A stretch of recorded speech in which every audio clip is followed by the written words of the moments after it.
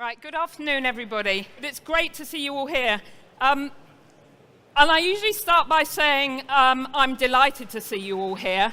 But in a funny sort of way, I'm not really delighted because we did this session a whole year ago on the housing challenge. Can I have a show of hands for any of you that was here this time last year at futurebuild? Anybody here?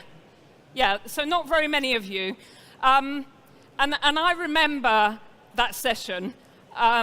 If you cast your mind back a whole year, I remember it particularly because I had a terrible cold, but I also remember it because there was other reasons for me not being able to speak, and I had a bit of a sort of catch in my throat most of the time. And the reason for that was what had happened and what I'd seen a couple of weeks before. And what I'd seen a couple of weeks before was something that perhaps some of you will remember as well. And it's something that rather broke through, and it broke through onto the news and all sorts of other platforms. And what it was the spectacle of a young black man standing under a shower, a torrent of water. And if you remember, if you cast your mind back 2 years ago, it was already about a year after Grenfell. And the young black man standing under the shower, he struck us and he broke through because I think he was speaking across the generations. I'm a middle-aged woman. He spoke across the generations and he said, Theresa May, where's the money for Grenfell? Well, you thought we just forgot about Grenfell. You criminals. And you've got the cheek to call us savages. You should do some jail time. You should pay some damages. Now, I'm not Stormzy. I am no Stormzy. I really am not Stormzy. But I was inspired by his words. And I think, you should be inspired by his words. The reason I'm talking about him is, as I said, he speaks through the generations. But actually, there's a few other connections with the speakers we have here this afternoon. One, Heather, sitting at the end, she may not know she's got a connection with Stormzy. She probably does. She works in the London Borough of Croydon, where, of course, Thornton Heath and Stormzy is from. But on a more serious note, our fourth speaker, who is not here this afternoon, our fourth speaker, John Sawyer, who is the Director of Housing in Manchester City. And he couldn't be with us this afternoon.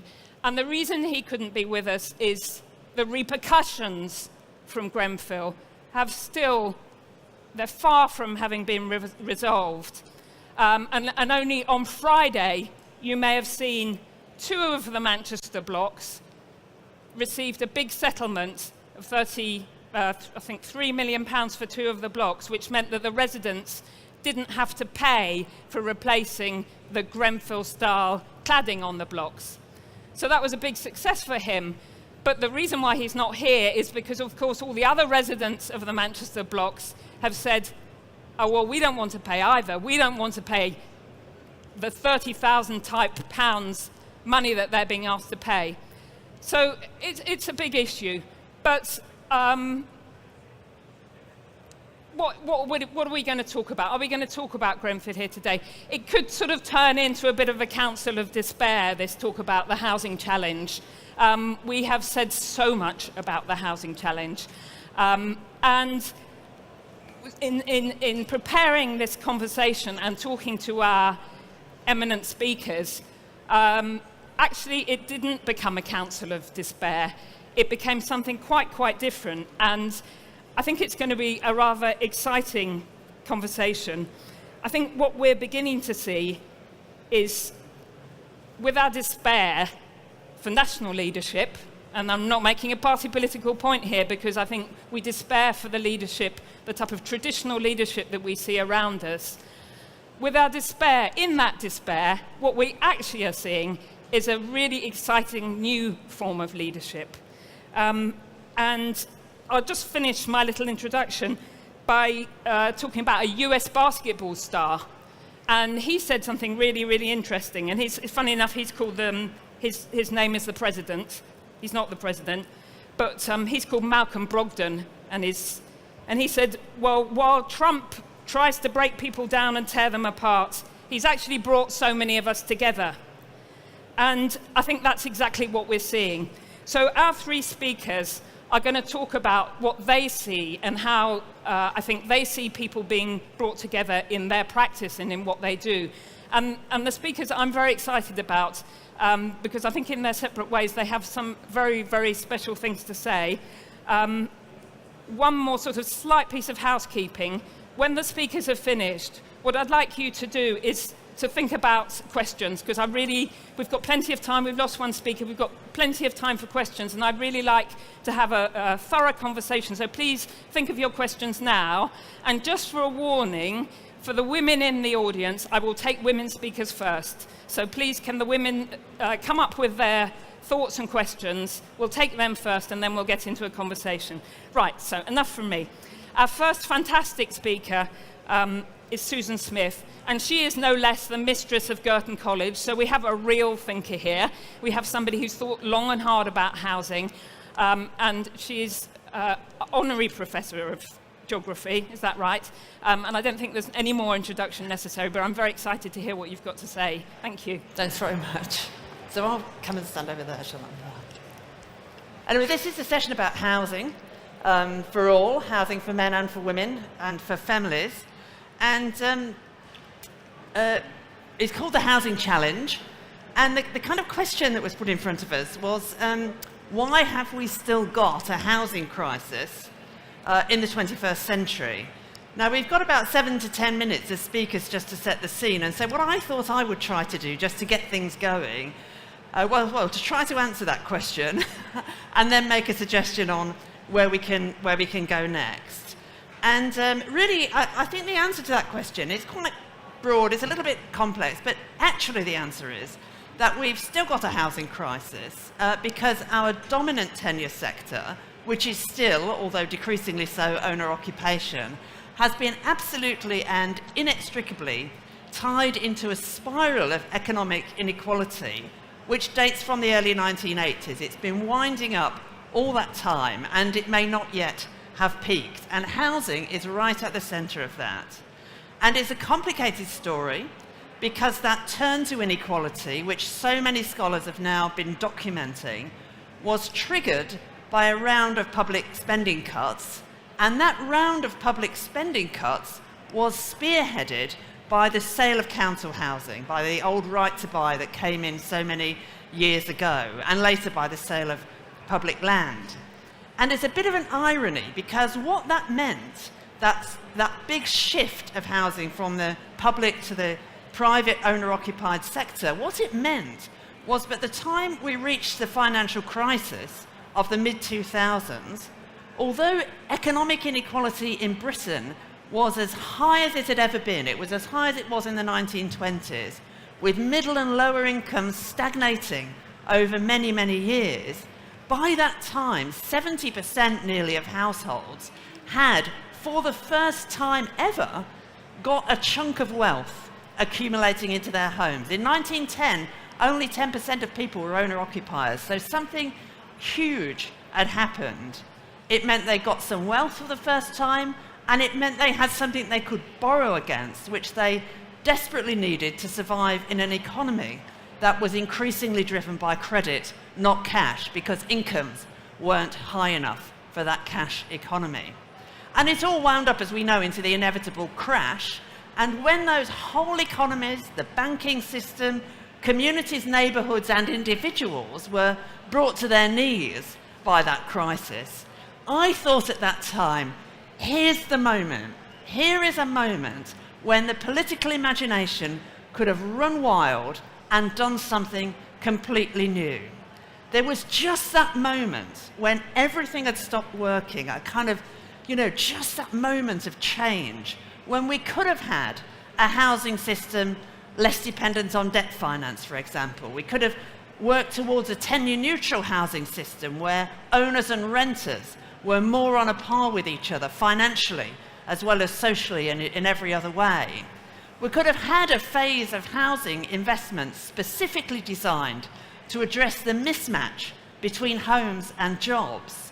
We could have had a housing system where developers had more skin in the long-run game and were incentivized for habitability and sustainability and not just for profit. But that didn't happen. In fact, what governments across the globe alighted on was a plan, a cunning plan for business as usual.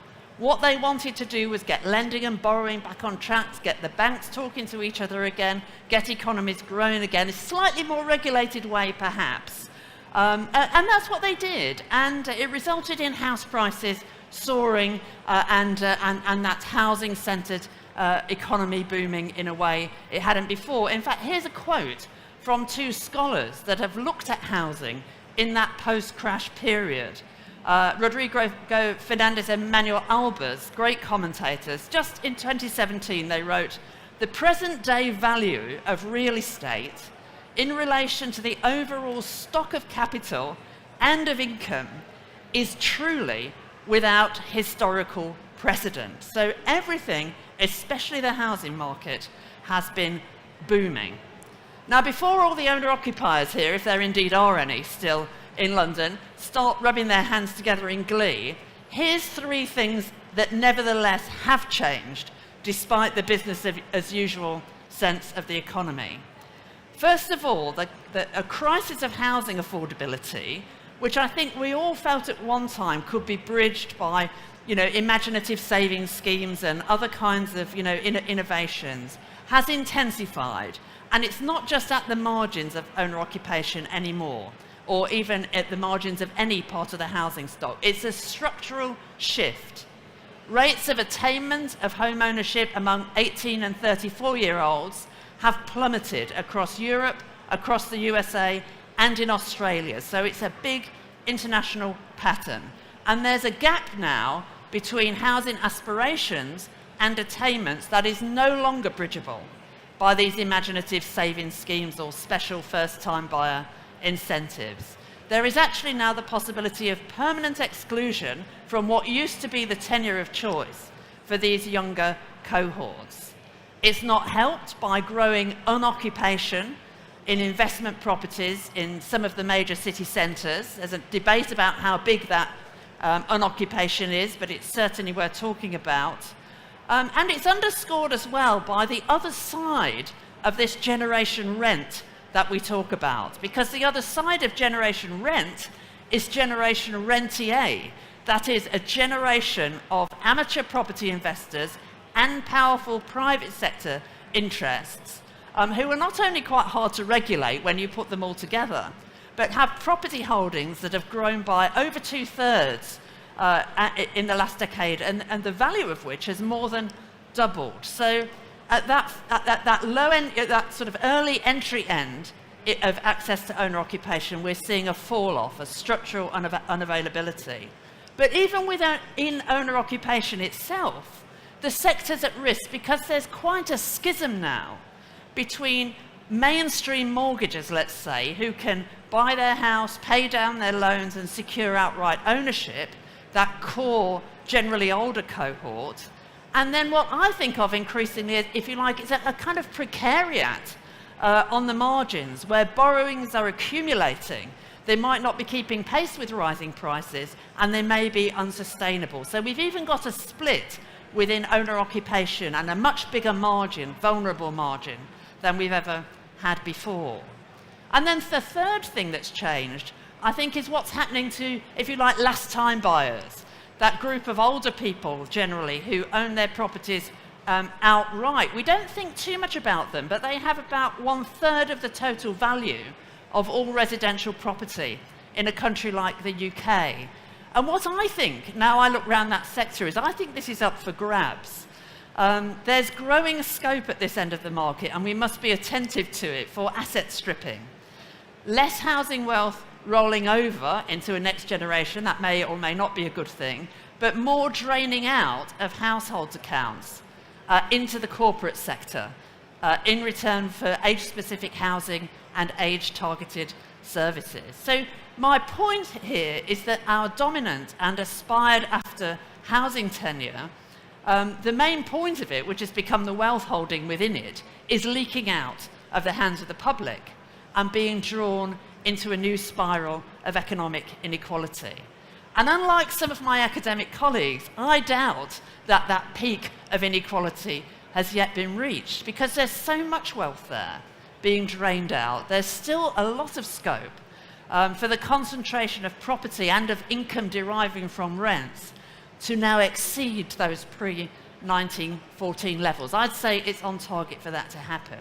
So that's where we are. We've got a housing crisis because of the extent to which that sort of wave of wealth through owner occupation, which may now be washing out the other end, has been tied into much bigger unequalizing trends. So the question is what to do. And you did say at the beginning that it all looks fairly bleak. And in a way, it does look bleak because this is a long-term trend which looks quite inexorable. It's easy to see what's wrong, I think, but there seems to be insufficient political ambition or imagination to put it right. Even academics tend to be long on critique and rather short on thinking about what the future should look like. So I think, first of all, that the most important thing is to have or create a vision for something different. Now, a lot of people have a vision, many of you probably do, and I think the risk is that if we don't find a way to harness those visions and act on them, they'll turn into frustrations. They may even pose a threat to public order. Scholars who used to think that social movements around inequality would hinge on the labour market, I think are increasingly feeling that they will coalesce, if anywhere, around housing and neighbourhoods. So we've got to think about how to put that energy to use and about what alternatives could be imagined to bring them to life. Now, I don't know what the answer is. I'm sure many of you do, but here's just a few things that I think are key. The first is tax. Tax is a very powerful thing. Property taxes currently, they're unfair and irrational. They benefit the better off. They don't achieve that much for the average home occupier, whatever sector they're in. Council tax is regressive. Stamp duty is a brake on mobility, and inheritance tax is too easy to avoid. So we need to think about tax, capital gains tax on primary residence perhaps, tax on imputed rents for owner-occupiers, possibly, and also the momentum behind the idea of a land value tax. And that's really worth looking into because it should end land banking. It should end land hoarding. It should be an incentive to develop and make space for new opportunities and experiments. And that's where we should be heading, for new opportunities and experiments.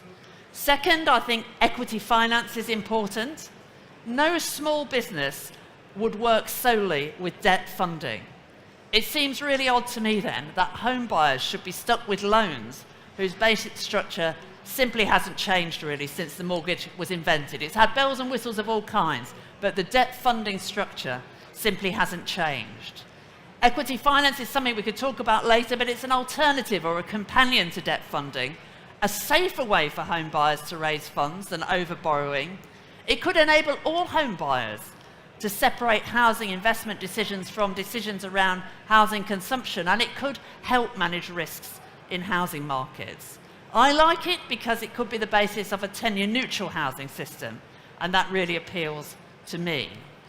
Unfortunately, the first serious experiment with this in the UK came in the form of the much maligned, if highly popular, Help to Buy initiative, which obviously didn't do what it said on the tin. But with colleagues, I reviewed the role for equity finance in UK housing markets for the Joseph Rowntree Foundation a few years ago, and I still think that in the right hands, it could help with affordability and a variety of other challenges. And it too could create a space for some much needed experimentation. Now, there are lots of other mechanisms we could discuss, and maybe we will in the discussion. The campaign for living rents, or better still, as I call it, living housing costs. The case for better control and security of tenure across the housing system. The importance of investing in infrastructure of housing to stimulate local economic development. Perhaps the use of modern methods of construction to boost housing supply. But none of those are new ideas. So I think my 10penneth is that we need to concentrate perhaps less on the toolkit and more on something we never really talk about, which is the values encasing and defining those measures. It's great to have new initiatives. Scrap the cap on council borrowing, excellent. A new homes ombudsman, encouraging. An overdue housing infrastructure fund, very, very welcome. But what I think, with history in mind, we can be sure of is that none of that will work in the interests of home occupiers without a proper conversation around concepts like values and ethics, dignity, and human rights. Now, I should say that I don't think these are sector-specific matters. I don't think the public sector has a monopoly on an ethic of care, though it's true I think that councils could do a lot more if they had more powers and resources. And markets are not inherently amoral. Nobody thinks that anymore. They're not immoral either, inherently, even though the GFC might have suggested that. The values in markets, the values they coalesce around, are defined by the people who operate them. So we need to use values to create any new system we have. Something to drive decisions around capping profits and incentivizing different bottom lines, well-being, sustainability, and so on. We need to experiment with different styles of ownership and home occupation. There might be 1,000 tiny tenures out there. Why are we preoccupied with just 2? We need to think about these things and how they could look. We should definitely recognise, if I may say, that geography matters. What works in Newcastle won't do for London necessarily, though it might. We'll hear in a minute. But we have to have a proper conversation about the moral limits to profit and the public benefits of delivering qualities that money can't buy. There's not a solution to the housing crisis. The problems today are the complex outcome of a long-run political economy. But I do believe we can change direction, and we know that where values are shared and the political will is there, we can make quite radical shifts. So I look forward to talking about experiments and opportunities, but most of all, I look forward to a discussion about values that drive the way we manage the housing system. Thank you.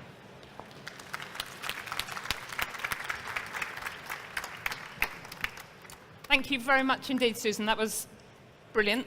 Thank you. Our next speaker follows on very, very neatly from that. He's called Paul Chatterton, and he's a professor at the University of Leeds. And I think you could say you're a scholar activist. Is that fair? I would say that, yeah. Right. Okay, over to you, Paul. Thank you. Thanks, Alan. Take it away. Yeah, thank you. And what I want to lay out today is an agenda for a very different kind of housing. Do we have the slides up for the audience to see? I think they are up. Yeah, great. Okay, brilliant. I'm calling this an agenda for people-powered housing, fit for the future. I mean, one of the key messages I want to get across is the need for a new storyline, a new narrative for what housing, homes, and placemaking, neighbourhood building is all about. An agenda for what I'm calling real change in the face of some of the big multiple crises of our time. So what I'm going to do in the next 10 minutes is look at 3 of those crises, but look at how a community-led housing revolution, a people-led housing revolution is responding to this. Now, 6 years ago, I stood here and I was on a panel with Kevin MacLeod, just as I was moving into a pioneering project which I just helped build called Lilac Grove. It's the first straw bale co-housing cooperative in the UK. We're a mutual home ownership society, and we were just moving in. And it's laid down a huge marker in terms of a completely different roadmap for placemaking around low impact, carbon neutral, cooperative living based upon economic equality. So some of the lessons from Lilac will be here today when I look at these different challenges. And it's all about this twin challenge, the great lockdown and the great unleashing, right? The great lockdown is lots of the things that Susan just said, and I'll just recap on a few of those as I go through, but I want to focus on 3 areas of lockdown and 3 areas of unleashing. The great low impact challenge, how we live lightly on this planet, the great challenge of economic equality, and the great community cohesion challenge. I'm going to look at each of those in turn, and I'll draw on some of the lessons from my own living experiment at Lilac Co-housing Project as I go through this, yeah? And of course, we're stuck between these different visions, right? Because we still have these big modernist templates, right, of how we did live and how we could live. So where is the dynamic coming from? So one of the things I'm interested in from the discussion is these grassroots experiments I'll be talking about, how can they be enabled by the macro state? Some big change in terms of how the macro environment and the macro state works, and what's missing in the middle to get that working. So I really want to return to some of that stuff so we don't just repeat the mistakes of the past. So the first big challenge, the climate change challenge, right? The low impact challenge. Greta Thunberg, a Norwegian schoolgirl, has been leading this amazing movement which has highlighted our need to call a climate emergency. And that's in the context of the scientific reports by the UN, which came out of the 2015 Paris Agreement, that we need to set a course to no more than 1.5 degrees of global warming. Now, the challenge here for us is, in this session, is what does that mean for housing? What would a 1.5 degree home, a 1.5 degree compliant home and neighborhood look like? Okay, kind of know what that might mean in the global south, much more energy intensive lives, but what does that mean for us here in the bloated energy west? Because we need to get on this radical decarbonization pathway, right? We kind of know what it means at an international level, but when we bring that roadmap down to the individual unit of the household and the place, we are a little bit lost. Things like futurebuild are right on spot in terms of gathering the ingredients together, but the way we have created the deep dysfunction within our housing market is sending us still on that business as usual trajectory towards 3, 4, 5 degrees of global warming and ecological and social collapse. How do we get onto that vision and trajectory of hope, that 1.5 degree? That's one of the big challenges. And of course we know this kind of stuff, you know. It's about in-use, energy use in terms of the materials we build from, but also the energy in our homes.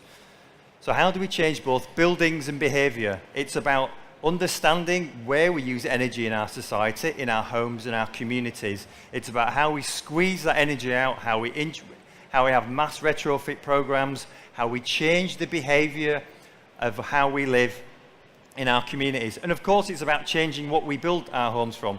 While cement is a tiny picture of the story, cumulatively over the entire course of the planet, this is a huge contributor to carbon emissions and our trajectory to 3 or 4 degrees plus of global warming.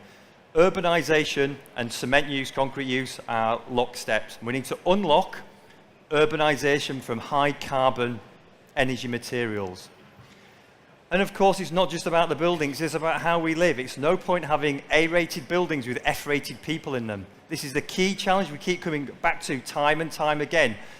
How do we unravel our planning and design systems, our professions, so we're not locked into high carbon living methodologies around transport, food, water, energy, and finance?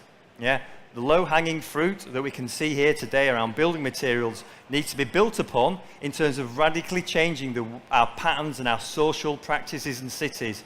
And of course, that needs to go hand in hand with some primary legislation about constraining and locking down those that will just want to make vast sums of money from those high carbon activities. On to the economic stuff, right? This is an agenda for social and economic equality, if anything. This is one of the key problematics. I've just got a few slides with a few that are referring back to the things that Susan's mentioned, but certainly the great differential now between wages and house prices, yeah, this huge decoupling. How do we bring those back together so those people can get back onto the housing ladder? How do we create housing products which just somehow have a semblance of a connection to a living wage? And how do we bring back our municipalities into this? How do we get and I think we'll be hearing more from Heather in a minute, how do we make this a great new municipal housing agenda? A municipal housing agenda which makes great places, which can make climate safe and socially productive places, yeah? And just building again won't solve the problem. We have to build again in a radically different way, as the late, great Colin Ward told us. When we build again, we have to have a completely different approach to how we make places. And this is one of the big ones, unraveling those revolving doors between the 6 big volume builders and different tiers of government. Yeah? Reclaiming some citizen control over land and the delivery and the production of our homes, yeah? To expunge the pervasive and corrosive practices of land banking in our society. Because what we have are very broken templates. Cities, high-rise city centre living, the suburban model, still permeates the way we live in our UK urban societies. How do we get off that model and all the carbon intensity, the social dysfunction, and the economic equality that goes with it? And multiplied by all sorts of problems in terms of a high turnover rents, poor quality private landlords, and poor quality accommodation. And the different changing living arrangements which reflect the changing demographics of our society. We need to adjust to these, but we also need to dampen them because the housing crisis can be framed in different ways. And if we understand the de-densification of our housing conditions, then we need to understand it's not just a matter of the housing stock, but it's a distribution and of the quality of the living environments we have in our cities, and how do we work with what we've already got. Right. So those are some of the challenges. I contend that bubbling below the surface is a community-led housing movement which provides a new agenda for a completely different kind of housing. This is the unleashing. This is the great unlocking. There are 5 sectors which are incredibly productive but under-resourced and in their infancy in our country. The self-help housing movement, the co-housing movement, the cooperative housing movement, the community land trust movement, and the custom and self-build movement. Together, we call those the community-led housing movement. And as they create a basket of co-benefits which sum to a new agenda for municipal housing. And you can see those kinds of co-benefits I mentioned there. And I'm going to highlight how some of these are working out in practice, because together they represent a complete shift and a complete break in placemaking, which can create climate-safe, socially just, socially cohesive and economically equal communities. They can build community wealth, the Preston model, the Cleveland model, anchor institutions that can recycle and retain wealth and recycle it for the benefit of communities, can seal up the leaky buckets of our communities and use that wealth to repurpose into housing, food, energy, transport. There's a huge amount of money out there, as we know. How do we lock it in and recycle it within our local communities? So we're not just talking about the house, we're talking about the house within an integrated system of a more coherent place which has high local value circulating through it. And we can see this in all sorts of ways. Creating community co-ops in low-income communities which support the housing in those low-income communities. Local currencies where currencies flow through and around those homes. New models like WikiHouse, where we take the Wikipedia model, and we can print and download our own homes through distributed community manufacture. And of course we have community energy renewables and community co-ops. We are very good at knowing how to manage energy. Unleashing that from the centralized energy system, create new types of values which can be locked into the housing models which we create. And the blue-green challenge is of fundamental importance here.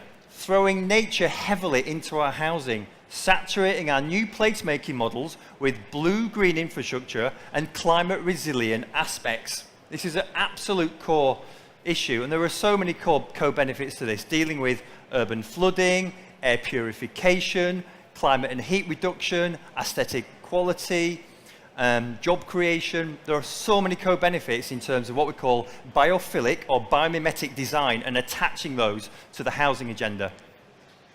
And transport. Transport is obviously the big one. Locking our placemaking away from fossil fuel, individual car-based mobility. Absolute thing of the past.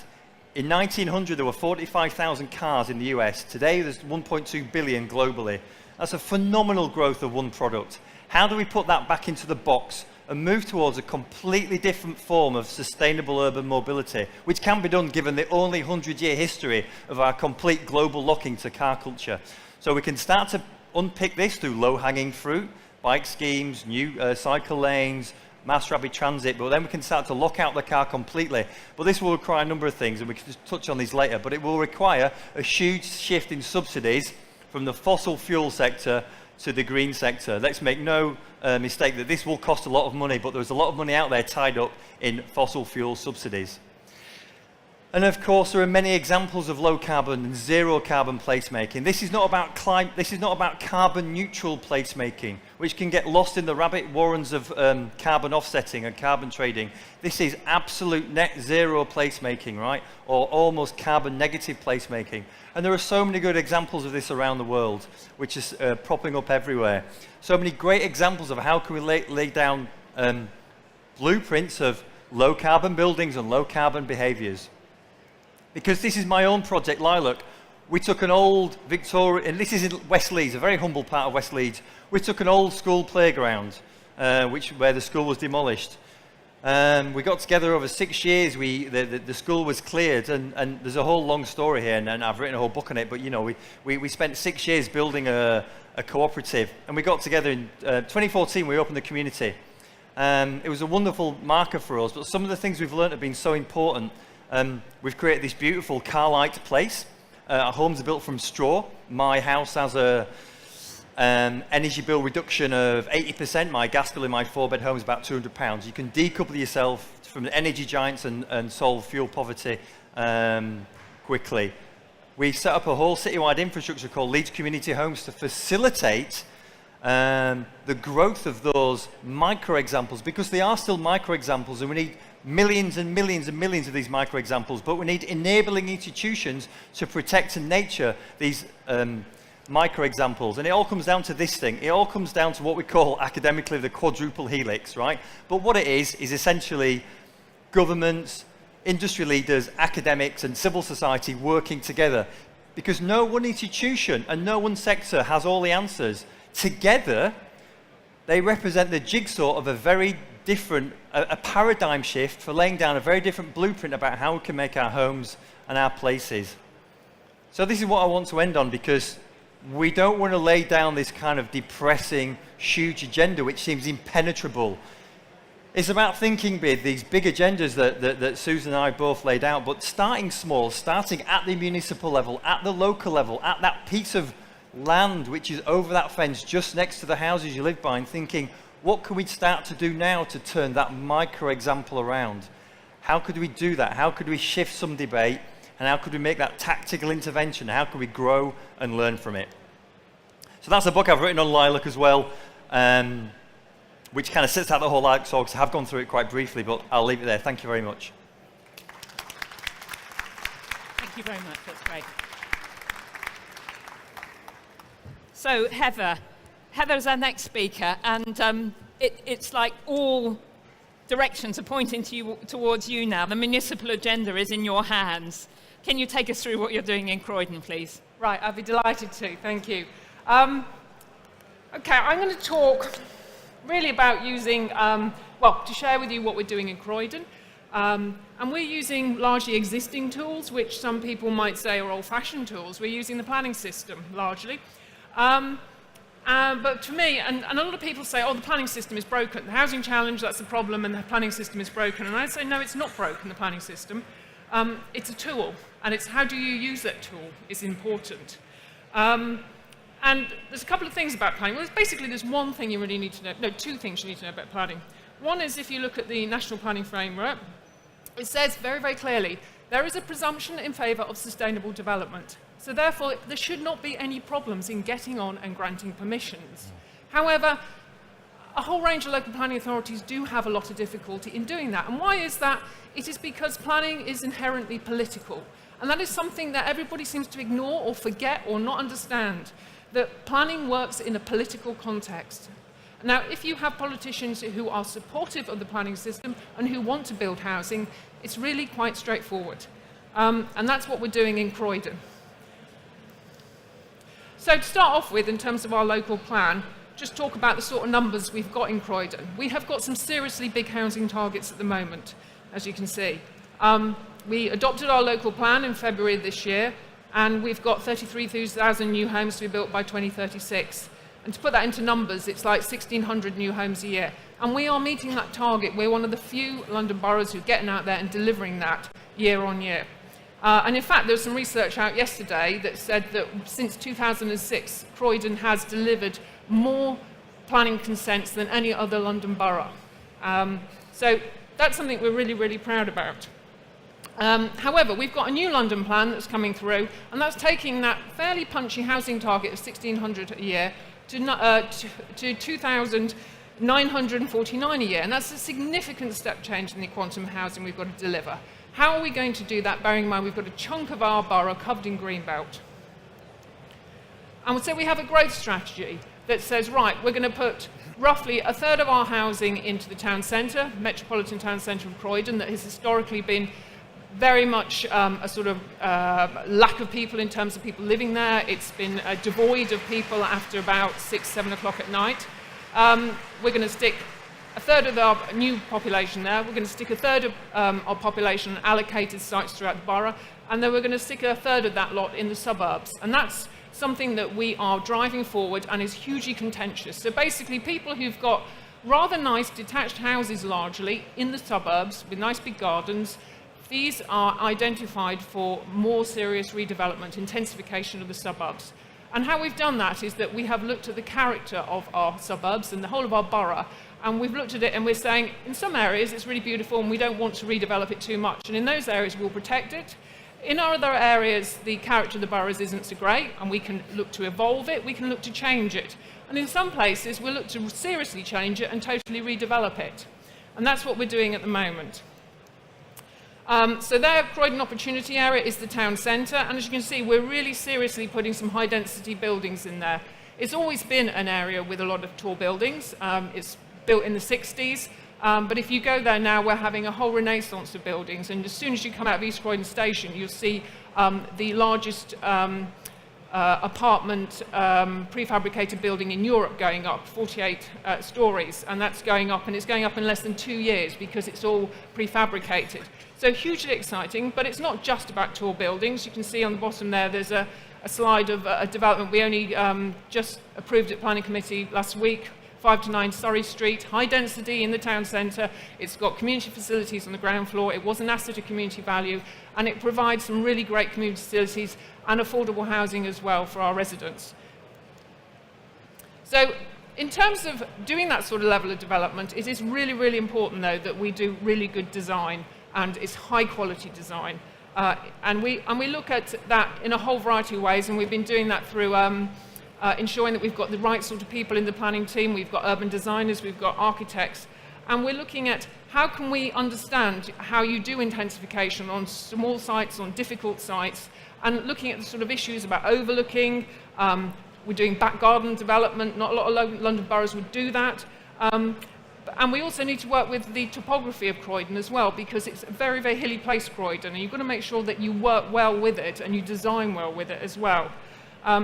And we're also very keen to make sure we get a good housing mix across there, so family housing, not just 1 and 2 bed apartments, and also get a wide range of tenures. And Croydon has always been grounded, the design very importantly, in the placemaking approach, because it's not just delivering more houses, it's ensuring that when you deliver more development, it actually makes places better. And as I said earlier, we need to understand the character and build on the character of Croydon. So it's very much about making sure that we've got good landscaping, that we've got good public realm, we've got good public transport, we've got play space, we've got greenery, and we think about sustainability, and that guides all our redevelopment and development throughout Croydon. And the connectivity is absolutely crucial to that. In Croydon, we have trams. We pushed forward with trams back about 25 years ago, and it was Croydon Council that really pushed that forward. Transport for London looks after them for us now, but we're looking at taking a second wave of tram extensions out towards our suburbs to really open up these areas that have some really quite low public transport accessibility levels and are very much dependent on the private car. And if we're going to do this major redevelopment of our suburbs, we cannot do it if we are depending on private cars. So to help with the intensification, we've written a suburban design guide that sets out all our learning and our thinking. And on that, we've had our own housing development company, Brick by Brick, which I'll talk about a bit in a minute. But they have really pushed forward our thinking on how do you take forward small sites, like back gardens, like little bits of leftover land, and how do you redevelop those up with high-density housing, not often that high. Some of it is, it's roughly 3, 4, 5 stories high, bearing in mind that we're looking at an average of 2 stories in the suburbs. And we're making sure that we deal with overlooking, but we're being quite punchy about it. We're not sitting there saying, oh, you've got to have 18 metres, from window to window. We're looking at it again, and sometimes you can do 12 metres. And can you do it through innovation and good design? So the SPD2, which is the Suburban Design Guide, is going to be adopted hopefully at next month's Cabinet. And that sets up some real careful and clever thinking about how do you make small site intensification work. So just to wrap up on Brick by Brick, that's our own housing development company. And they were set up about 3-4 years ago and predominantly building on council-owned land. In Croydon, we don't own vast tracts of land or nice big sites. It tends to be that sort of sites which are small estate infill, garage sites, car parks, difficult sites that normal developers wouldn't want to use. And the wonderful thing about working with Brick by Brick is they employed some really, really good architects, young architects who really have risen to the challenge. And we work very closely with them to help deliver new housing, and of that, 50% is affordable, although it goes across all tenures. So you've got private for sale, you've got social rent, and affordable rent. And in terms of where they are to date, you can see they've been really busy. We've got 1,300 homes in planning or with consent. We've got many out on site started already, and they range from tall skyscraper in the town centre on a car park, right down, as I said, to small garage forecourts, and they've won a huge amount of schemes. So that's what we're doing in Croydon, using existing tools, but I think the key message is about having the political will to take forward housing. Oh, and that's one of Brick by Brick's finished schemes. Thank you. Architects are very important, aren't they? Using art. Thank you very much. Those are 3 really, really intense sessions, and I'm really grateful to the speakers for their input. It's very good. So I warned you that we were going to be taking questions, and I think we've got some roving mics, and I even threatened to take women questions first. So does anyone dare go first? Is there anyone here who's ready to start and open the questioning?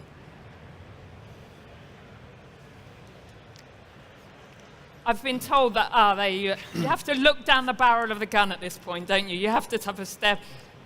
Thank you very much. Do you want to stand up and say who you are, please? That would be really helpful. My name is Lauren. I'm a student of sustainable urbanism at the Bartlett. And my question is for Paul. Do you think, or can developers have a role to play in community-led developments? Shall we take I think we'll take a couple of questions and then give the speakers a chance to think about it. I'm looking for women to pose questions, please. I don't believe you can't. Oh, there's one. Thank you. Hi, I'm from Future Cities Catapult. One of our main focus is to look at small, medium enterprises and how to scale them up. So it's basically from an industry point of view. I guess my question for the speakers in general is what are the kind of current support there is for existing kind of like businesses who are looking to scale up their products, scale up their new technologies in terms of applying those in housing? What is the current support on that, and how do you think we can improve? Okay, I'm looking for a third question. Is there a third question? If not, I'll ask one. No, you can't come in yet. Sorry. Okay, well, I'll ask the third question as a woman. It was just about the marginality of what Paul was talking about. I think a lot of people have said, oh, well, it's great, we love what you're doing, but it will only ever be marginal. Can you just, say what you think about that and how we might get over that perception or reality? Okay, so there were 3 questions. I don't know who would like to go first. Do you want to go? Well, the first one was aimed at you, wasn't it? So just on the developer question, developers come in lots of different sizes, right? I mean, like you can have 2 people or 1 person, and then you have very large organizational entities. I mean, so in that sense, there are lots of touching points between these micro examples and developers. But what I'd like to see more significantly is that all developers taking seriously building in the principles of community-led housing into their schemes. Now, this can be done formally because what we've been doing in Leeds, for example, and this touches on the other point about supporting this, cities around the UK are starting to establish community-led housing hubs, and that's been supported by Power to Change, the national charity for social enterprise. So we need to see more of that kind of stuff. And there's also now, Homes England are now carrying a fund of £160 million for supporting community-led housing projects, phase 1 and phase 2 funding. So that fund is out there now. So there's a scalability going on because the government is now investing in this. That £160 is still not, £160 million is still nothing. We need to see billions put into this sector. A More Ipsos poll recently found out that over 50% of the UK population would like to get involved in somehow building their own home or community. Now, this is a multi-billion-pound market, therefore. If we could untap that and unleash billions of pounds into people making their own places, 50 or 60% of homes are already delivered by self-builders in Austria and Germany. I would like to see every developer have the obligation to designate a proportion of their, over a certain size, designate a proportion of their site, possibly through 106 and SIL obligations, to community-led housing, affordable community-led housing products, good placemaking. So even if we have to have a crappy estate here, which, you know, I won't mention any names, a corner of it will be a corner of hope. Heather, is there anything you'd like to comment on of those questions, and maybe the developer angle? I suppose I don't all see developers as the devil's work. They're there and they're delivering housing to a greater or better degree, a lesser degree. Brick by Brick, for instance, our own in-house development team are a developer. They've got to make money. All developers have to make money or they won't develop houses. I would like to think that potentially registered providers could do more work in what you're talking about in association with communities. You know, I'm thinking about some of, like, say, for instance, the town centre in Croydon. Some of the sites are incredibly difficult and complex and require incredibly complex solutions and innovation and expertise, which I think self-build would struggle with, but you'd have to partner with a developer. And my only concern would be how you would put in place the systems and processes to allow that, so that it's not just a further drag on getting more houses built, because it's just another hoop to jump through. That's why I'm saying perhaps registered providers could do that, because they have some of them have slightly different business models than straightforward private developers. But yeah, if you want to develop out the real difficult sites that have got extraordinary infrastructure costs, that need opening up with new infrastructure, that are contaminated, that are very constrained, I think you do need to have a huge amount of expertise in there, and I do not think that necessarily the community could do that or have the time to do it. So I would like to think there's a partnership, but I wouldn't like it to be a drag on delivering more homes per se. And Heather, who do you think is responsible for making that partnership? Because it sort of won't happen by itself, really. I think local authorities are key sort of movers and shakers in partnership building, because they have, for starters, politicians who are democratically elected by the community, so they are, you know, voices of the community, and there's nothing to stop anybody in a local authority area for standing for election. So I think local authorities are very good at building partnerships, because we never had any money for a long time, and so we have to work with other people to deliver. So I'd like to think they have a key role, and for instance, we do an awful lot of work working in partnership with registered providers to help marry up affordable housing providers with developers, and to try and make that a better partnership and arrangement. And that's, I think, local authorities, but I don't think we've got a monopoly on it at all. Heather, do you want to come in on any of those questions? Oh, me? Yeah, sorry. I'm saying Heather. No. I was just thinking about the scaling up problem, which is a sort of perennial one, isn't it? Yeah. And it just really goes back to the question of incentivisation and, you know, thinking about the values of a whole nation when it comes to be thinking about stewarding its housing stock and thinking about a stock that's fit for the future. And so I do think when it comes to scaling up on these things, you've got to have some imaginative, higher-level politics holding developers and others, you know, to account for the bottom line. I have gone past the stage where I think you could roll something out, like equity finance, and you could take it from the margins and roll it out onto the mainstream. But I do think that governments have got a big responsibility to think about, not making something like home ownership the pinnacle of everything, and not allowing the entire bottom line simply to be accounted for as a profit line. So I think something has to be done to help with scaling up, where you can find initiatives that are working. Yes. Okay. I'd like to take some more questions from the floor, open to everyone now. Hopefully that will unleash the energy. Gentleman here, gentleman behind, and then one more. Lady there. You can be third this time. Taking Paul's First shall be carbon challenge. Could you say who you are, please? Sorry. I'm Daniel Scharf, I'm a planning consultant, and I do help community-led housing groups. We're not going to get out of meeting housing need through new build. We could get out of it through subdividing our existing stock, and we do it with green retrofits. So what I'm going to suggest is to Heather that you put a local development order, which is granting planning permission subject to, and that's subject to possibly minimum room sizes, but for the whole building to have a deep green retrofit. Because we've got 8 million households wanting to downsize, we've got half the country wanting to create their own homes, so it can be done through partnership. So I could have an older or younger person to split my house with me and release a 4-bedroom house or come off the housing list. And that is how we upgrade our existing housing stock, and we meet housing needs, and we can get to net zero carbon housing, because we're not going to be new building. I'll take comments to that. There's a gentleman behind, yes, in the green. Cheers, thank you. Hi, John Johnson from the National Federation for Affordable Building.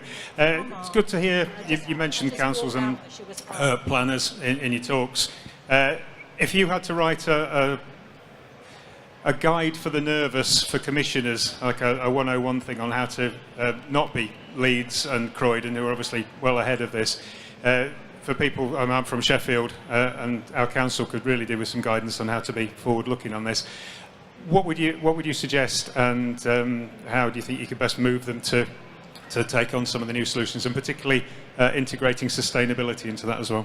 I think that's a really good question. Guides for nervous councils. There's a lady here. Thank you. Hi. You just stand up and then...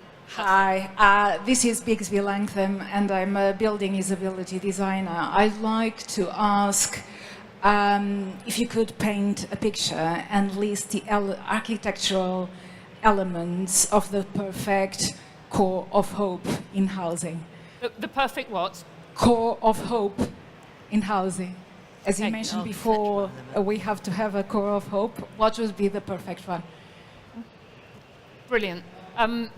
Susan, do you mind me doing that in reverse order this time, and you go first? Yeah, I mean, I'm probably the least well qualified to comment on the detail of those questions, but just on the one about the architectural core of hope, I suppose the only thing that I feel, looking across the whole housing system, where there isn't so much imagination actually across the whole of it, is that I would be hopeful if there were actually more architects involved across the piece, because so much property is built really just straight off plan by developers, and there isn't the architectural imagination that you find in some of the housing developments, even on continental Europe. So my core of hope would be having more, fantastic, innovative, imaginative architects actually involved across the whole stock. And there was a session before, really, going through why that wasn't any longer the case. I mean, it's not always been so, has it? Paul? An architecture of hope for me is that, and again, it's something I think Colin Ward said, was outcomes cannot be determined in advance of participation.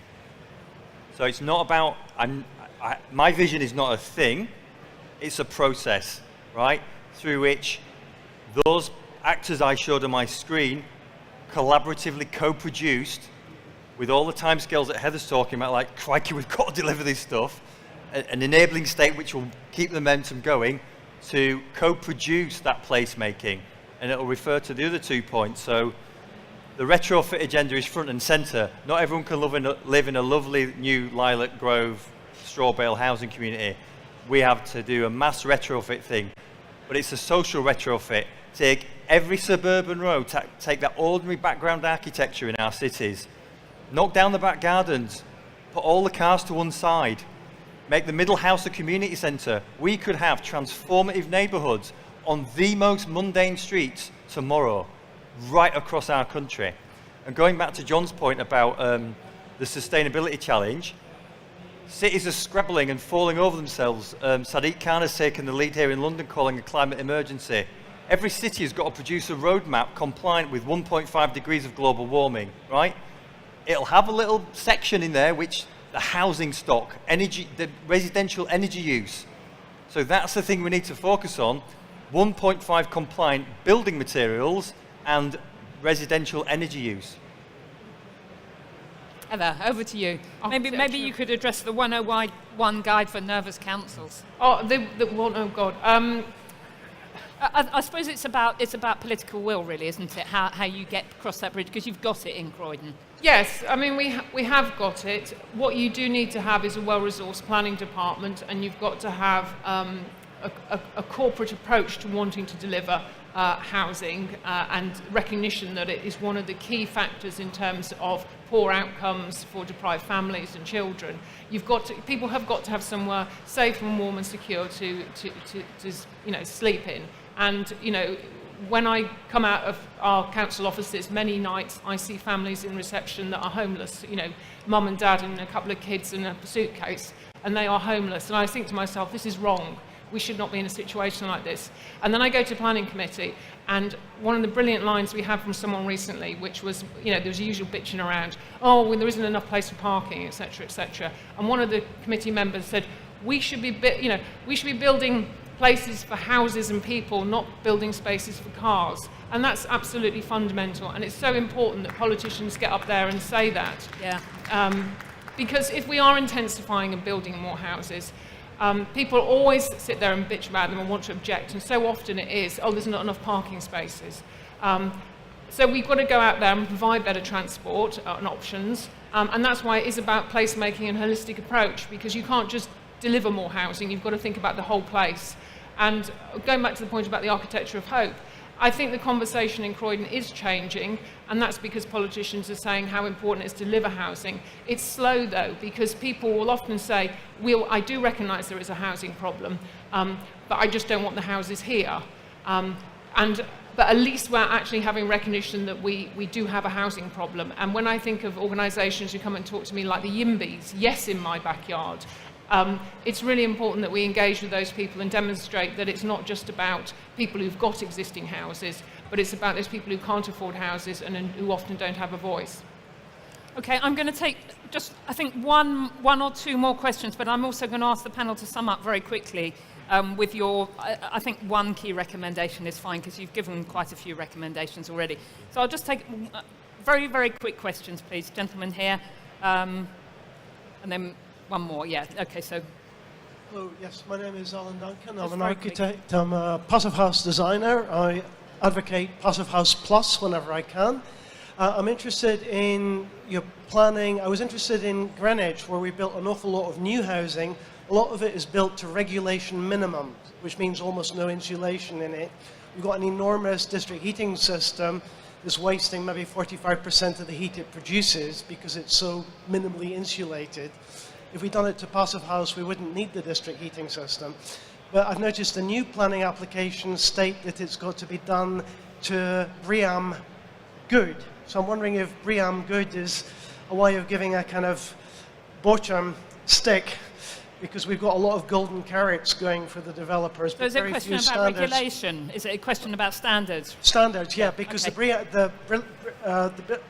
We were set to go for Code 6 in 2015. Yeah. It was cancelled, so the building regulations are terrible, but at least the planning applications seem to be advocating BREEAM. So okay, Paul was saying that, we don't need to go right down into the sort of rabbit hole of, carbon zero minus carbon.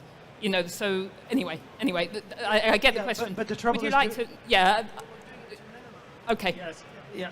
Hello. Does this work? Yeah. Yes. Yeah. Matic Batcup from Synapse. We're a business infrastructure consultancy, and I think the thing that strikes me is that we're not going to solve the housing crisis. We clearly do need to build more houses, question of how many, until we solve the geographical inequality in the UK, where so many people are gravitating towards London. So you have a massive building programme in Croydon, whereas there are rows and rows of empty houses where I come from in Wales, in the northeast of England, and so many other places. Unless you solve the economic issues, then you're not going to solve the housing crisis. Well, that's fantastic. And we've got 2 geographers here. We've got 4 minutes. So, I mean, no difficult one there.